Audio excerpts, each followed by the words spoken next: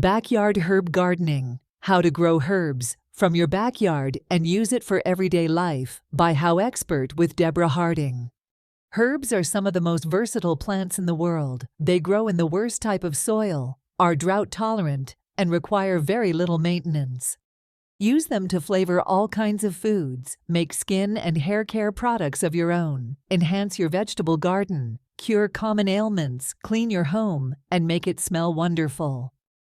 It sounds almost too good to be true, but this book will give you the inside story on how to use these wonderful plants and save money, along with keeping harmful chemicals away from your home, children, pets, and yourself. About the expert. Deborah C. Harding watched and helped her mom and dad in an extensive garden and learned all about using herbs from her grandmother. She and her late husband grew over 250 varieties of herbs, vegetables, and flowers in their tiny city lot and proved that gardening with herbs can be addicting, but it is a good addiction.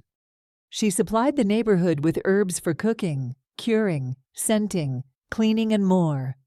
She currently resides in Ennie, Ohio, and has become a teacher to her 2 grown daughters, a grandson, and anyone else who wants to learn about herbs.